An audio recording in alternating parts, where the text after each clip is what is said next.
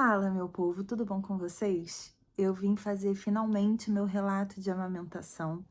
É um vídeo que eu queria gravar desde a primeira semana de vida do Abel, mas eu acabei postergando porque a minha amamentação, ela mudou demais desde que o Abel nasceu até hoje, que ele tá aí com quase 4 meses, há uma semana de completar 4 meses. Então eu tenho bastante coisa para contar para vocês. Senta que lá vem história. Mas antes de tudo, deixa o seu like, se inscreva no canal. Eu tenho feito alguns vídeos aqui sobre a minha maternidade, ainda muito leves, ainda com um espaço muito grande entre um e outro, porque eu ainda estou me entendendo. Esses 3 primeiros meses foram super conturbados para mim, principalmente por conta da amamentação, e vocês vão entender. Mas eu tenho tentado encontrar o meu ritmo de gravação, o meu ritmo de entrega de conteúdo. Parte do meu cérebro estava muito dedicada ao Abel e acho que continuará para sempre, mas principalmente com a parte da amamentação, e eu não conseguia simplesmente ver graça em absolutamente nada, além de lutar pelo que eu queria fazer com meu filho. E agora que eu finalmente alcancei esse objetivo extremamente pessoal, eu me sinto completa, à vontade e grata o suficiente para estar aqui conversando com vocês sobre isso. E é uma coisa muito curiosa, assim, eu queria muito começar dizendo que tudo que eu vou falar nesse vídeo diz respeito à minha vivência, à minha história com o meu filho. É uma maternidade que eu estou vivenciando e não deve ser de forma alguma colocada numa balança de comparação com a sua vida ou de absolutamente qualquer pessoa que você conheça. Toda maternidade é única, afinal de contas, nós somos seres únicos e estamos com outro serzinho único no colo, e essa dinâmica jamais será igual para qualquer outra pessoa. O máximo que a gente tem são referências, são identificações que acontecem, e é importante que aconteça para a gente não se sentir sozinha nesse mar de puerpério e descobertas, mas ainda assim, essa vivência é a minha vivência. Então, não existe certo, não existe errado, existe cada mulher com a sua história e com a sua dinâmica e com as suas dificuldades e com as suas lutas, batalhas, com as suas escolhas também, né? Muita coisa na maternidade vem de uma escolha que a gente faz baseada no nosso sentimento, na nossa intuição, na nossa vontade, na nossa resistência, muitas vezes, né? Quando a gente olha, pelo menos eu sou muito assim, quando eu vejo alguém me impedindo, querendo me impedir de fazer alguma coisa, isso acende um alerta em mim que eu fico, por quê? Por que que você está me impedindo? Eu sou taurina, né? Já falei isso milhões de vezes. Sou teimosa, sou persistente, então desafios acabam me instigando bastante. E aí eu sentei aqui nesse cantinho do quarto, botei essa blusa aqui por cima, com essa cara de puerpério mesmo, sem passar nada no rosto. Prendi o cabelo, estou aqui com a cortina do meu quarto apenas, porque a Bel está dormindo no colo do panda lá na sala. Então, assim, eu tô nesse momento ainda da minha vida de encontrar lugares e situações e espaços para gravar para vocês e para entregar esses conteúdos que eu amo, amo muito fazer esses conteúdos de bate-papo. Dito isso, vamos ao meu relato da amamentação. É, tudo começou no dia 31 de março de 2025, quando a Bel nasceu.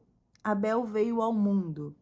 E aí, para falar sobre esse primeiro dia, eu preciso voltar no tempo, né? Meses antes, muitos meses antes do último trimestre, né? Lá pelo segundo trimestre, mais ou menos, de gestação, eu e o Panda tivemos um início de preparo para o parto e para essa vivência de Abel na nossa vida com uma consultora de amamentação. A gente fez alguns cursos, a gente chegou a publicar para vocês no Instagram, chegamos a comentar em vídeo. A gente tinha essa consultora de amamentação que estava ali dando aulas para gente sobre banho, sobre cuidados, sobre alimentação, sobre a amamentação em si. Ela veio aqui na nossa casa, fez aula presencial com a gente também.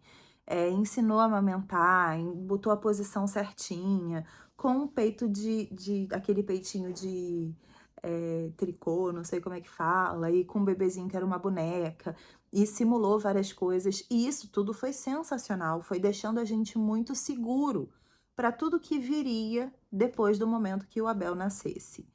Mas tem um fator que é muito importante, que eu quero muito falar aqui. Por mais que você contrate 1 milhão de pessoas para te preparar para a sua maternidade, para te adiantar eventuais problemas ou questões ou qualquer coisa sobre a sua maternidade, absolutamente nada disso será exatamente igual quando seu bebê nascer. Por conta do que eu já falei, existe o fator você e existe o fator esse bebê que você não conhece e você não sabe quais serão as escolhas desse bebê, porque sim, ele já nasce fazendo escolhas, ou as dificuldades, ou as facilidades, ou as questões, ou os pensamentos, ou as rejeições, ou as paixões desse bebê, né? Ele traz ali um combo de muitas coisas quando nasce. É um ser pronto. Mesmo que a gente use a maternidade e a paternidade com esse argumento da esponja, né, de que essa criança, esse bebê é uma esponja e que ele vai absorvendo tudo, ainda que absorva, já existe ali um pré-conceito, uma pré-elaboração de várias coisas. Essa criança já rejeita coisas desde o minuto que nasce. E ela já escolhe coisas também. Então, lidar com isso já é um ponto ali que você precisa estar muito bem psicologicamente para lidar. Porque a gente não tá pronto para isso, né? A gente tá pronto para pegar um bebezinho e falar: "Ah, meu neném, eu vou dar tudo que ele precisa". Não necessariamente. Não necessariamente nessa mesma ordem de acontecimentos. Então a gente se preparou bastante, assim, durante meses. Fizemos muitas coisas diferentes, assim, para a gente poder se preparar. Lemos muito. Quer dizer, eu não li tanto, Panda leu mais do que eu, mas sobre a amamentação em si, eu confesso para vocês que eu estava muito empolgada. Era o meu ponto assim de, meu Deus, eu vou amamentar. Por quê? O meu peito sempre foi uma questão na minha vida. Desde muito novinha eu tenho seios grandes. E isso sempre foi muito chato para mim. Primeiro pelo peso que é, né, você ser uma adolescente, você ter aquele corpo ainda em desenvolvimento da adolescente e já ter um peito grande que chama atenção, sabe? Chama a atenção dos homens adultos, chama a atenção dos meninos da sua turma. Eu estudava num colégio de freira que tinha uniforme branco, então as meninas não estavam usando ainda sutiã quando eu já estava tendo que usar. E aí eu tinha vergonha de usar sutiã, porque ficava transparente na blusa branca, então eu botava o sutiã, botava uma camiseta e por cima a blusa branca. E aí você vai criando essas amarras e essas complicações na sua cabeça, e você vai sendo sexualizada antes mesmo de você entender o que é sexualidade, e isso sempre foi uma questão muito, né? E a família falando muito sobre o meu peito também, sobre o meu corpo, o meu desenvolvimento muito rápido ali. Eu fiquei menstruada com 11 anos, né? Então eu tive um desenvolvimento de corpo realmente muito adiantado. Então era muito complicado, assim, eu nunca lidei muito bem com o meu peito. Até que engravidei. E eu pensei, cara, eu tenho a chance de ressignificar o meu peito. Pra mim. Era uma coisa pessoal minha, sabe? Era 100% egoísta, né? Esse pensamento. Era sobre eu me realizar com uma parte do meu corpo que sempre me desagradou. Já quis operar várias vezes, então era uma questão mesmo. E quando eu pensei na amamentação, eu falei, cara, finalmente eu vou ver uma utilidade para essa parte do meu corpo que nunca foi 100% para mim. E eu me empolguei demais, assim. Por isso que eu me dediquei muito a ler e estudar sobre amamentação. E aí me preparei, fiz tudo o que eu tinha que fazer. Tentei tirar colostro no finalzinho ali das 38, 39 semanas. Minha obstetra deixou, inclusive isso tem que ser autorizado pela sua obstetra, pelo seu obstetra. Ela autorizou, falou que não ia induzir nem nada e estava tudo bem. Tentei tirar o colostro, não conseguia. Doía demais a bomba no meu peito, né? Eu tentava botar a bomba e botava na velocidade que tinha que colocar e não saía direito. Então, aquilo ali já foi me deixando triste. Porque eu virava pro Panda e eu falava assim: nossa, mas será que eu não tenho nada ainda? Porque já era para estar saindo colostro, né? E a consultora de amamentação, quando veio aqui em casa, ela apertou o meu peito, doeu, e isso já me deixou com uma pulga atrás da orelha, e saiu o colostro. Então ela falou: "Você tem colostro", só que no dia a dia, eu tentando ali bombear, não saía, saía tipo uma gota, 2 gotas, porque claramente eu não estava colocando a bomba da forma certa no peito. Então já dou essa resposta aqui para vocês. Hoje eu sei a forma correta de utilizar a minha bomba. Naquela época eu não sabia, afinal de contas eu nunca tinha usado. E aí fiquei nessa por 1 semana e meia, mais ou menos assim, tentando tirar o colostro e nada, nada, nada acontecia. Até que com 39 semanas e 5 dias, pressão alta do absoluto nada, fui para o hospital, já tenho o relato do parto aqui, vou deixar o link aqui na descrição para quem não assistiu ainda. E a Bel nasceu de cesárea, que não era o planejado, né, originalmente, assim, eu tava ali aberta para o Abel nascer da forma que ele escolhesse, mas é aquilo, eu tava aberta para ele nascer da forma que ele escolhesse, então eu não tinha absolutamente nada 100% planejado. E isso foi numa segunda-feira à noite. Mandamos uma mensagem para a consultora de amamentação, e ela não mora aqui, né, próximo, ela mora a uns 60, 70 quilômetros mais ou menos da nossa casa. E aí eu mandamos uma mensagem para ela e falamos assim: "Olha, estamos indo para o hospital. Como que a gente faz agora?" Ela falou assim: "Bom, amanhã eu vou aí ver vocês." A gente falou: "Tá bom." E aí começa a minha saga com a amamentação. Segunda noite, 7 e pouca da noite, a Bel estava nascidíssimo. Eu no hospital, deitada, depois de uma cesárea, sem poder me levantar, tendo que ficar 24 horas deitada numa posição 100% horizontal, o que já não é tão favorável assim para uma pessoa inexperiente em amamentação, né? Eu não sabia amamentar, eu nunca tinha amamentado ninguém. Marinheira de primeira viagem tem esse título por um motivo. E estava eu lá deitada, de repente trazem meu filho para mim e tentam botar no meu peito. 2 enfermeiras tentaram colocar no meu peito, assim, por cima. O Abel pegou, puxou ali né, fez a sucção. Já tinham falado assim: "Ai, a gente já fez o testezinho, tá tudo ótimo com ele e tal", o teste da linguinha, do freio, essas coisas todas. Tava tudo ótimo com o Abel, ele tava com uma sucção boa, disseram: "Não, ele já tem uma sucção maravilhosa, tá prontíssimo, bora lá tentar". Botaram no meu peito, ele meio que sugou um pouquinho ali de cima, tal, mas aí deixaram ele aqui. Tipo, botaram ele aqui no meu peito, deixaram ele aqui em cima e meio que saíram. Do tipo: "É isso aí, amamente".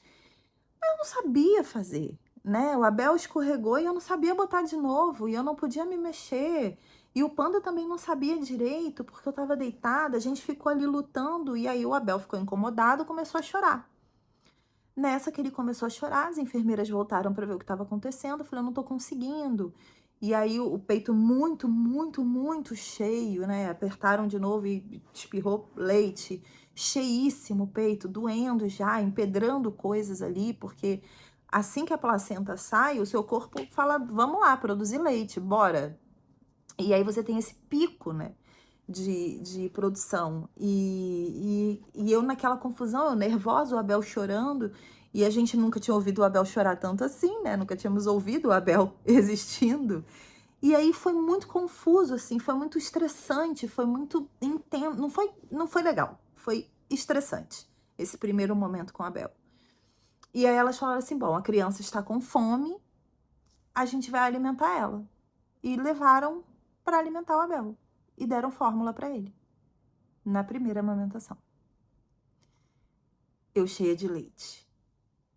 E aí devolveram o Abel apagado. E isso aconteceu ao longo da noite. "Ah, o Abel tá chorando", vai, bota no peito, tenta, bota de lado, tenta assim, tenta assado, mas ninguém de fato estava ali comigo, sabe? As pessoas vinham, falavam uma coisa ou outra e saíam. E eu ali sem saber direito se eu estava fazendo certo, se o Abel estava pegando direito, como segura a criança. Todos os treinos te preparam para possibilidades, mas não te preparam para o seu filho que acabou de nascer e que você não conhece direito ainda. E que ele também não te conhece. Ele também nunca mamou, é a primeira vez que ele está fazendo isso. Então é uma dinâmica muito complicada se você não tem um apoio ali no primeiro momento, né? E aí a Bel foi diversas vezes tomando fórmula, tomando fórmula, tomando fórmula, e eu não conseguindo amamentar direito.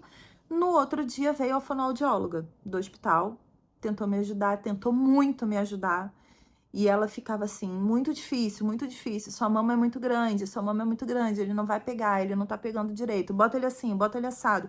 Aí eu tentava arrumar o bico, ela, não, não é assim que faz, é desse jeito. E aí, de uma forma também muito ali intensa e tendo que atender outras mães depois, então não é uma coisa sobre você, sabe? É uma coisa sobre eu estou fazendo o meu plantão. E foi também um dia muito complicado. Ela falou: "Não, a gente vai conseguir, vamos lá", e tentou várias vezes, mas eu não estava conseguindo, porque as palavras que eu ouvia eram palavras de impossibilidades. Era: "Ele é muito pequeno para o tamanho da sua mama, você não está conseguindo segurar, a posição não está correta", era muito não, não, não, não, não. Até que, com a Abel chorando muito, no final do segundo dia, uma enfermeira passou do lado do Panda e falou assim: "Faz o seguinte, ninguém pode saber que eu tô te falando isso. Vai na farmácia que tem aqui do lado do hospital e compra um bico de silicone, porque o bico de silicone vai ajudar ele a pegar". A gente nem sabia que bicos de silicone existiam. Panda foi na farmácia, comprou o bico de silicone, eu botei no meu peito, a Bel pegou e começou a mamar. E eu falei: "Bom, meu filho tá mamando, só isso importa". E aí, mamou, mamou, mamou, mamou, ele mamando muito pouquinho, né, 5 ml, que tem o estômaguinho do recém-nascido. Então ele não ficava muito tempo, ele mamava e já apagava, mamava e já apagava. Então comecei a usar ali o bico de silicone. No dia seguinte, de novo, a Bel chorando, chorando, chorando, chorando, não queria mamar, botava no peito, não queria mamar. Uma outra enfermeira virou pro Panda e falou assim: "Compra uma chupetinha, vai ser bom para ele. Ele vai relaxar, vocês não vão ficar estressados". A gente também ali não querendo que o nosso filho se estressasse ou passasse por qualquer situação ruim, Panda foi lá na farmácia, comprou a chupeta, deu na boca do Abel. A chupeta ele não gostou muito, não durou muito. A gente tem a chupeta, ele usa por 5 minutos, eventualmente, e cospe. Não é uma coisa que deixa ele muito feliz de ter na boca, não, até hoje, tá? A gente tem aqui uma chupeta até melhor que a gente comprou, garrafa. Uma chupeta até melhor que a gente comprou depois, tal, só por backup mesmo, porque a gente foi gerando muitos medos e muitas frustrações. E aí acabou que a gente comprou outra chupeta, mas ele de fato não curte chupeta, assim, não é uma parada que deixa ele bem. Mas e a consultora de amamentação? O hospital não deixou a consultora de amamentação entrar. Ela teria que entrar por meia hora no horário de visita. Não faz o menor sentido. Ela não vai me ajudar em meia hora. E ela teria que vir de outra cidade, né? E aí a gente acabou falando para ela não vir. Aí ela falou: "Bom, quinta-feira vocês estão em casa, eu vou na casa de vocês". Aí eu falei: "Tudo bem, esse terror vai passar quinta-feira quando eu chegar em casa e a minha consultora de amamentação estará lá pra gente se ver e tudo mais". Quinta-feira, Panda mandou mensagem pra ela falando: "Olha, estamos indo pra casa, tal". Ela falou assim: "Ai, meu filho tá doente, não vou conseguir ir. Só vou conseguir ir no início da próxima semana".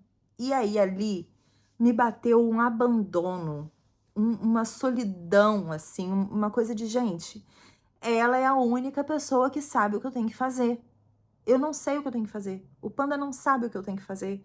O Abel não sabe o que a gente tem que fazer junto.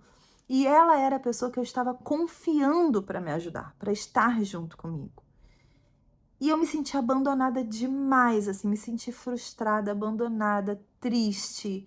E vim para casa com medo de não conseguir. Esses primeiros dias em casa são desesperadores, porque você fica assim, gente, tá dando certo? Essa criança tá chorando por quê? Tá chorando porque tá com fome? Tá chorando porque tá com sono? Tá chorando porque... O que que tá acontecendo, sabe? Você não sabe identificar, você não se conhecem ainda, né? Você não sabe identificar o que aconteceu e por que que ela tá chorando. Bom, segunda-feira da semana seguinte, voltei para o hospital para fazer os testes da bilirrubina por conta da icterícia.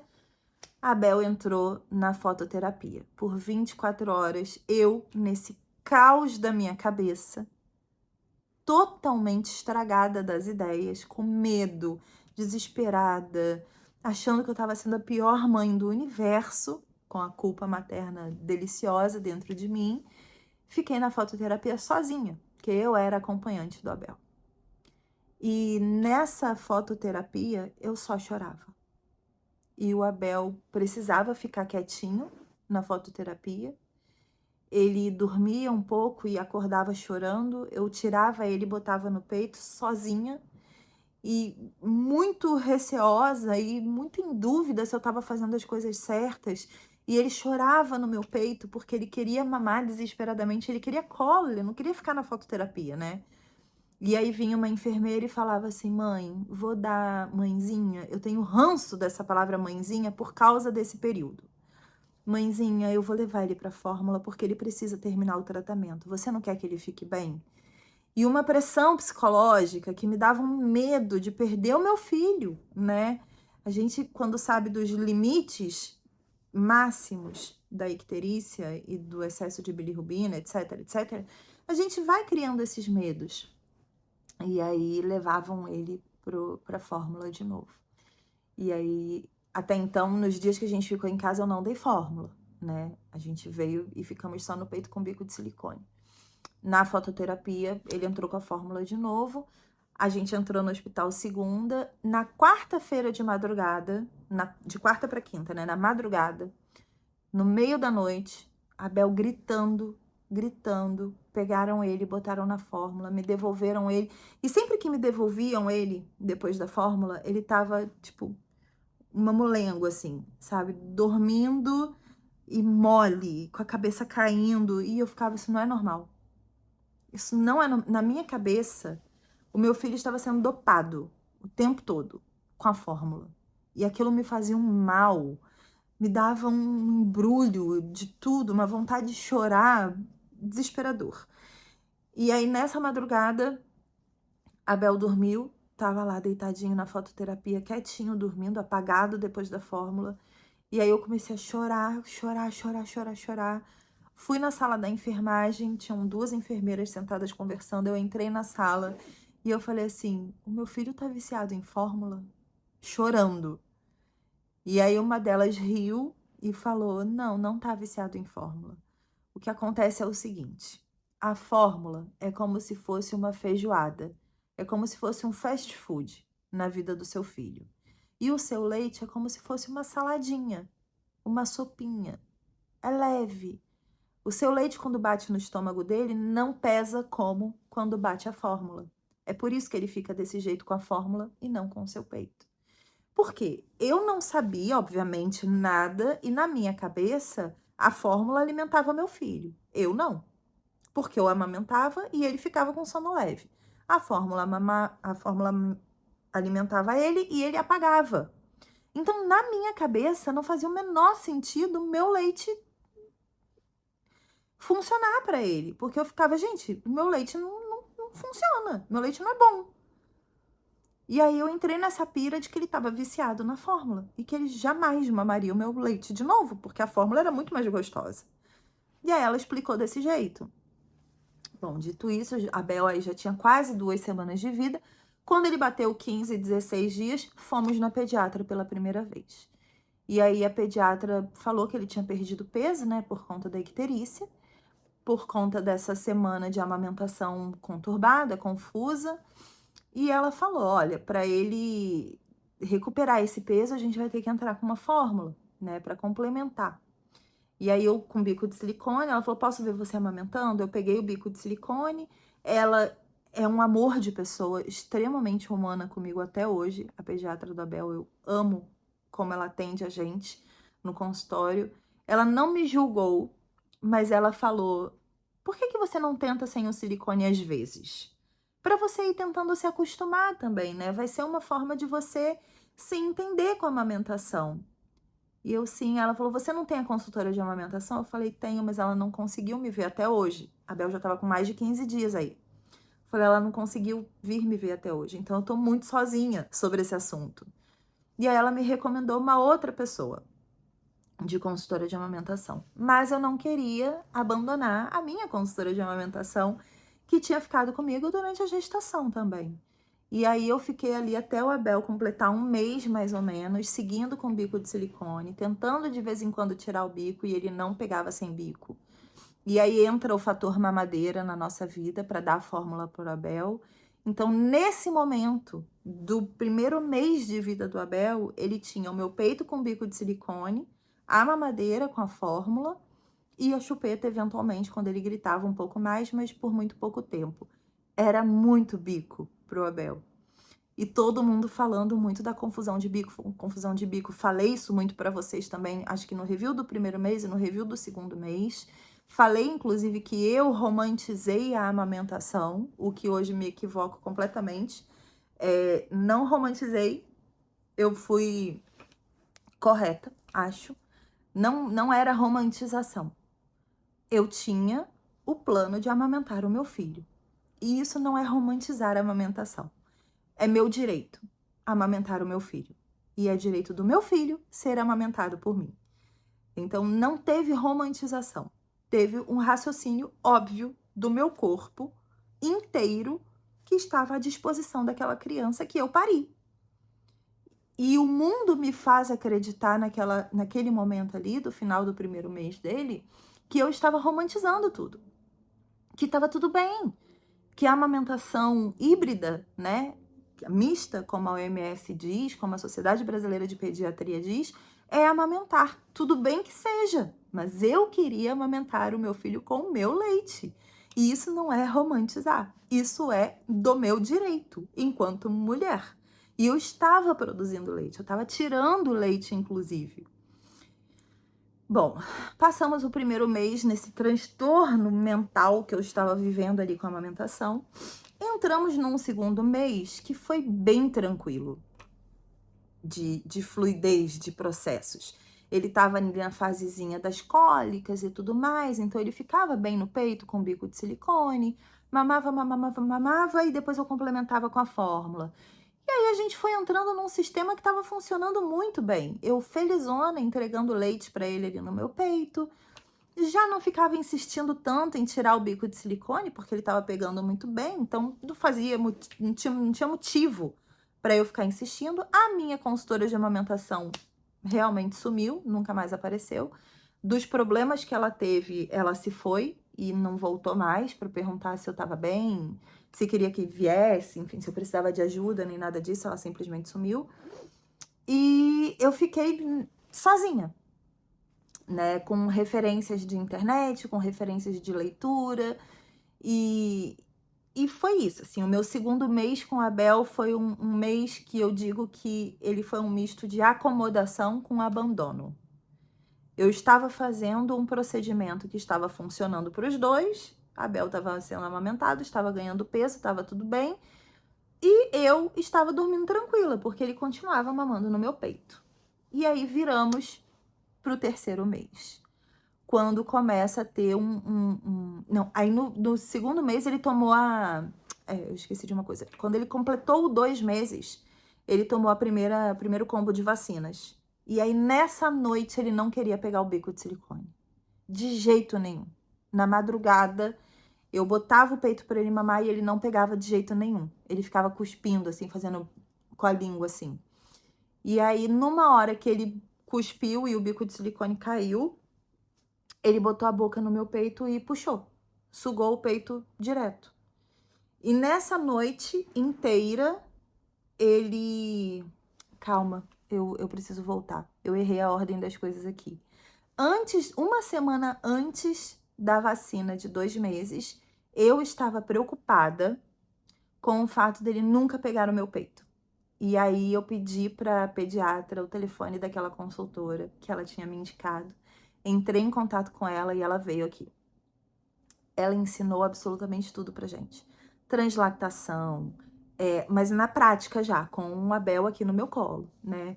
Falou, vamos tentar fazer invertida para ver se ele pega. E aí ele pegou, ela falou, olha, ele pega, ele quer pegar. Você tem uma boa produção de leite, meu leite espirrando ainda.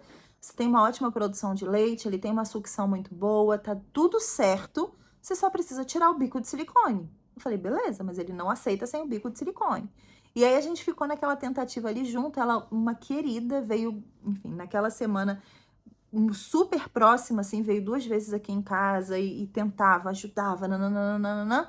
Na semana seguinte, 2 meses, tomou a vacina, na madrugada ele pegou sem bico de silicone a noite inteira. E no dia seguinte inteiro. E aí mandei mensagem para consultora de amamentação, para pediatra, falando, gente, Do absoluto nada, a Bel só tá pegando o peito agora sem o bico de silicone. Olha que incrível, as duas comemoraram. Falaram, ai, que bom, que feliz, que isso, que aquilo. Maravilhoso. No dia seguinte, voltou a pegar o bico de silicone. Eu tentava botar o peito na boca dele, bico de silicone, bico de silicone. Não pegava mais o peito direito, de vez em quando, tipo de madrugada, quando ele já tava meio sonolento, meio sem saber muito o que fazer, quando eu botava o peito direto na boca dele, ele pegava e mamava. Aí daqui a pouco ele, não, rejeitava, aí eu botava o bico de silicone e aí ele conseguia mamar até dormir. Então ele tava naquele negócio, tipo, eu até aceito o seu peito, mas eu tô acostumado com bico de silicone. E aí ficamos ali aquele segundo mês e vivendo o terceiro mês, né, na verdade. Quando bateu 3 meses completos, a Bel foi pra vacina de novo. E aí, na vacina, ele ainda estava bico de silicone, mamadeira, fórmula, etc, etc, etc. Na madrugada, de novo, não pegou o bico de silicone. Pegou direto no meu peito de novo. E eu ficava, gente, quando ele está mais sensível, mais angustiado, com dorzinha, ele pega o meu peito direto.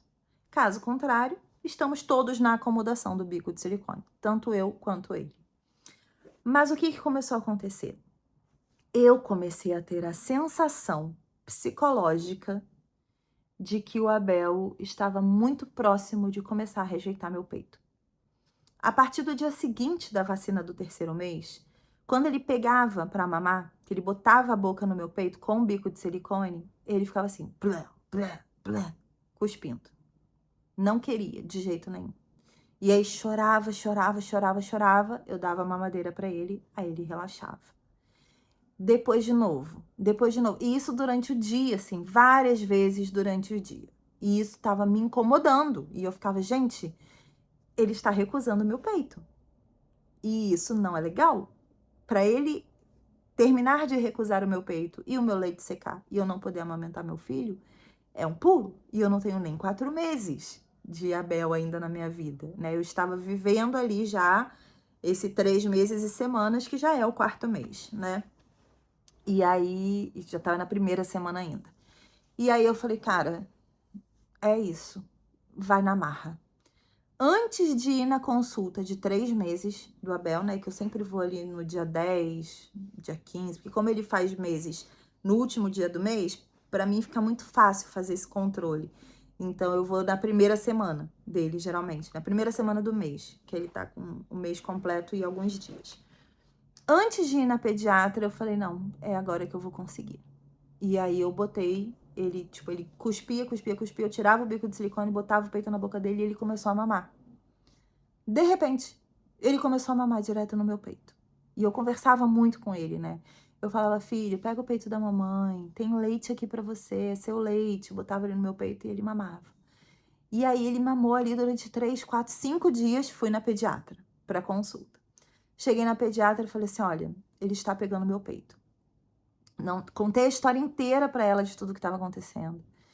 E falei, eu tô com trauma da fórmula, eu não aguento mais a fórmula na minha vida. Eu acho que a fórmula é um vício, ela me impede de amamentar o meu filho, porque entre a fórmula, que é muito fácil, e o meu leite, que ele precisa fazer sucção, que é mais leve, nananana, ele rejeita o meu peito. Então eu não quero mais dar fórmula para ele. Mas, ao mesmo tempo, o medo do meu filho perder peso de novo, né? Eu já tinha passado por isso no início com a icterícia. E aí, conversei com ela, contei a história inteira do que estava acontecendo comigo e conversei com ela. E aí, ela falou assim, olha, eu acho muito bonito... O trem tá passando. Ela falou, eu acho muito bonito que você consiga dizer que você estava na sua zona de conforto. Deixei acontecer ali o bico de silicone, a mamadeira e tudo mais. Eu falei, sim, eu estou realmente numa zona de conforto, mas eu tô sentindo que eu estou numa janela aqui muito específica de que o meu bebê vai parar de mamar no meu peito. Agora, se eu não insistir agora, ele vai parar de mamar no meu peito. E eu não queria que isso acontecesse. E aí ela falou, então vamos lá, o que a gente vai fazer? Ela falou, chama a consultora de amamentação de novo, insiste, sem o bico de silicone, e vamos tentar. Por quê? Toda essa minha dificuldade e essa falta de assistência que era uma coisa que me doeu muito lá no início com a consultora anterior, me gerou paranoia, me gerou medo, me gerou angústia, me gerou conclusões inadequadas sobre a minha amamentação. Para mim, eu tinha pouco leite, o meu leite estava secando, isso agora, tá? No início do 4º mês. Para mim, o meu leite estava secando, eu não estava produzindo o suficiente, e isso tomando a alfafa lá que a médica tinha passado desde o início. E o Abel estava prestes a abandonar meu peito. Essas eram as conclusões que eu tinha tirado quando eu levei para ela para o consultório todo o meu relato. Chamei a consultora de amamentação. E nisso, gente, o Abel, paramos de usar o bico de silicone. Ele simplesmente não pegava o bico de silicone. Se eu botasse no peito o bico de silicone, botasse na boca dele, ele fazia vômito. Ele não pegava de jeito nenhum. Então, ele estava intercalando entre mamadeira e o meu peito, direto. E aí, eu assim, cara, será que ele tá pegando certo? Será que a sucção está correta? Por quê? A gente, viciado também no procedimento da fórmula, tava dando fórmula para ele toda vez que ele mamava. Terminava de mamar, a gente enfiava uma mamadeira de fórmula nele. E aí, o que chamou muita atenção pra gente foi que nesse 3º mês, a gente foi na consulta com a osteopata. E ela botou no relatório do Abel overfeeding, que era como se ele estivesse sendo alimentado demais.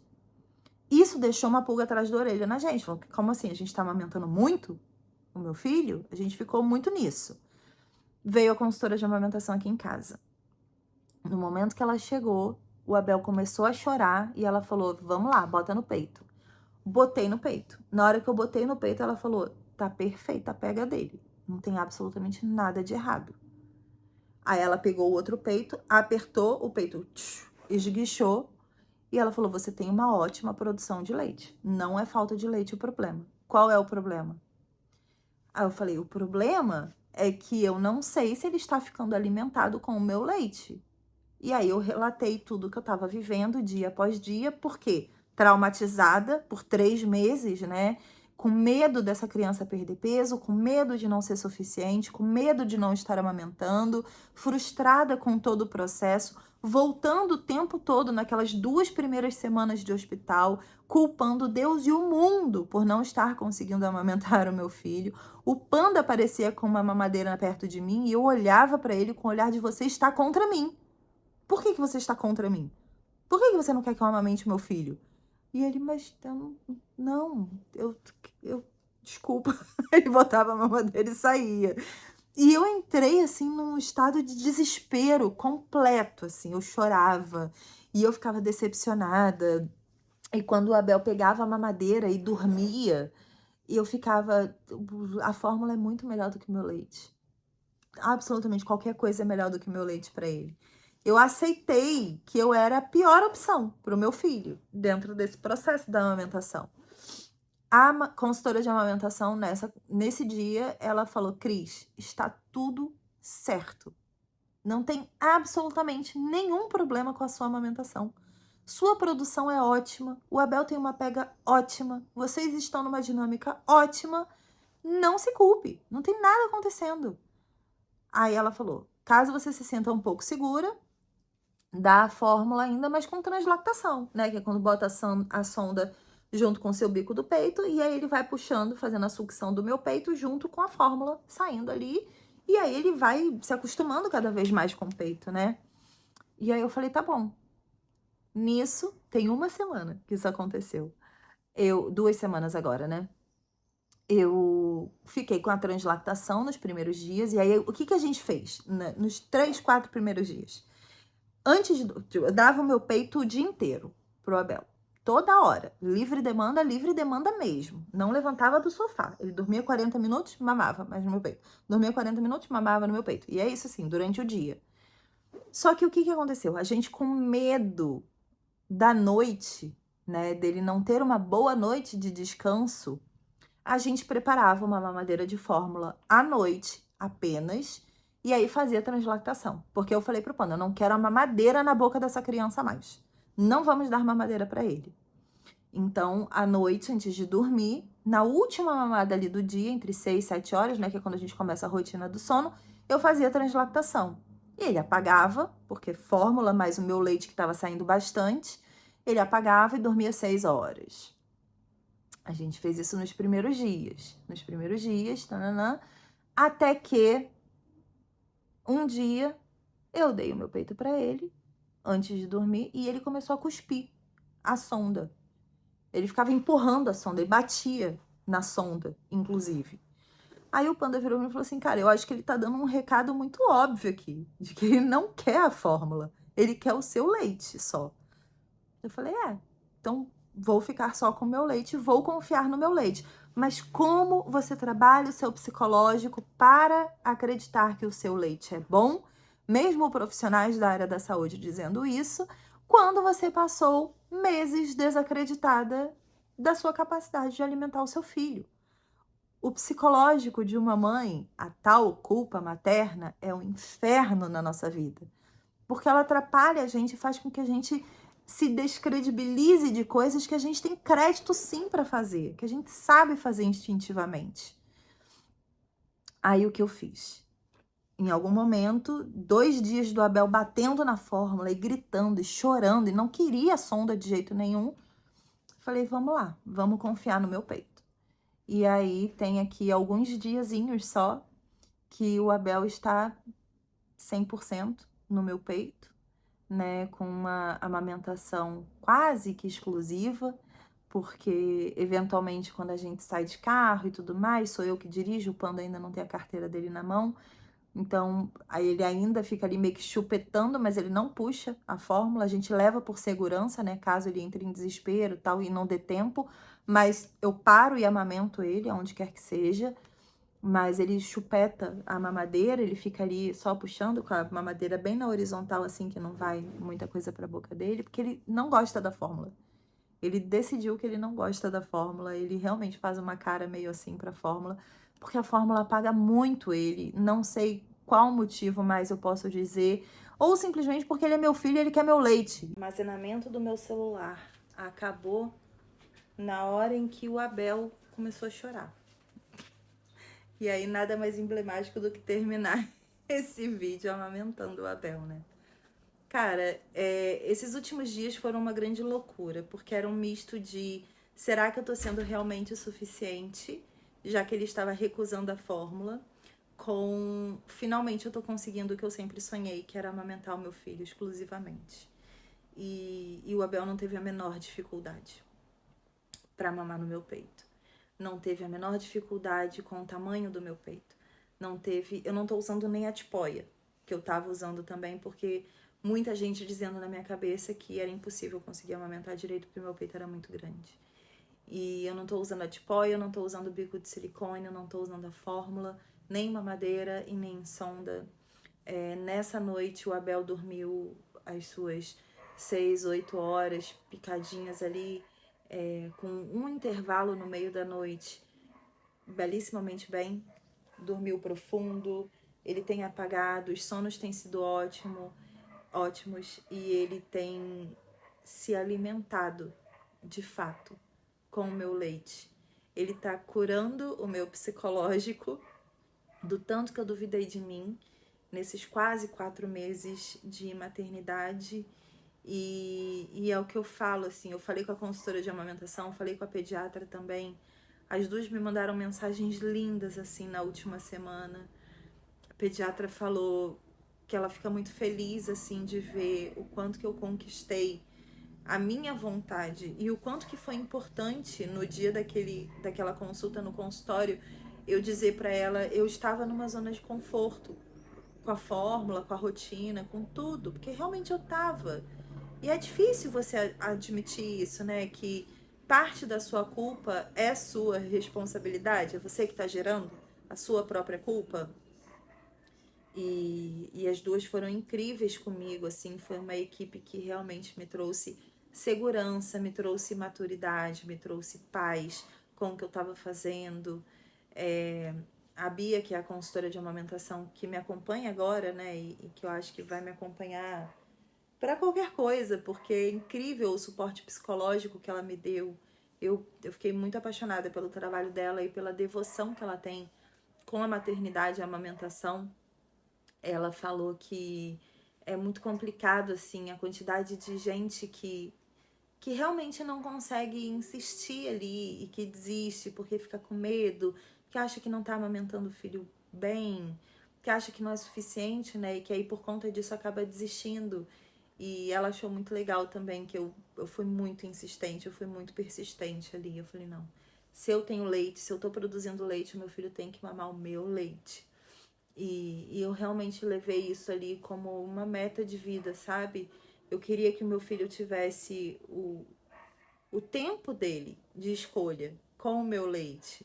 Porque, olhando retroativamente, eu sinto que muito do que eu vivi... Eu acho que eu tô gravando errado esse vídeo, eu tô gravando diferente. Muito do que eu vivi... O ângulo eu acho que tá diferente. Muito do que eu vivi foi de fato culpa dos outros, sabe? Alguns abandonos, algumas imposições sociais, né? Eu vejo que a sociedade, ela impõe à mulher essa agilidade na amamentação. Falei com o Panda muitas vezes, assim, falei, olha, a gente chegou a ser sondado por uma empresa para fazer publicidade de fórmula, né? Nutrição infantil. E eu falei, jamais, jamais farei, jamais farei. Não é uma coisa que... E olha que fazer publicidade de produtos infantis e de amamentação é alto valor, né? Mas eu falei, não tem como. Eu não consigo. Nunca será sincero essa minha recomendação. Eu falei pro Panda, o tanto que a indústria farmacêutica lucra com a imposição da fórmula é absurdo, porque é caríssimo. Uma lata de fórmula é muito cara. E aí, se você pensar que a cada mês o bebê só vai progredindo na quantidade, vai ser sempre mais caro. E a mulher produz esse leite, né? Se tiver o incentivo certo, o apoio correto, se na maternidade a gente fosse ensinada, óbvio que eu tô excluindo nesse meu exemplo as mulheres que escolhem não amamentar. Todo mundo tem o direito de não amamentar, de fazer o que dá na telha e o que quer. Tô falando das mulheres que, assim como eu, chegaram na maternidade querendo amamentar o seu filho e que foram impedidos de alguma forma pelo sistema, que empurra essa fórmula como se fosse a única solução da vida da sua criança. Você tem a solução dentro de você, sabe? Então, hoje eu sou muito grata pela minha insistência. Eu vou fazer igual a Anitta, vou agradecer a mim pelo empenho, que eu realmente me empenhei muito, mas eu tenho muito a agradecer a esse carinha aqui no meu colo, porque ele quis, assim como eu. Eu sinto, sabe? Eu consigo lembrar do dia que ele tava no meu peito, botou a boca no bico de silicone, cuspiu e olhou pra mim. Do dia que eu botei a translactação e ele bateu na sonda. Do dia que eu tentei botar a mamadeira dele na boca dele e ele cuspiu também. Então ele quis mamar no meu peito tanto quanto eu quis dar o meu peito pra ele. E eu sou muito grata por isso. Que foi uma dinâmica que nós dois aqui trabalhamos juntos para fazer acontecer.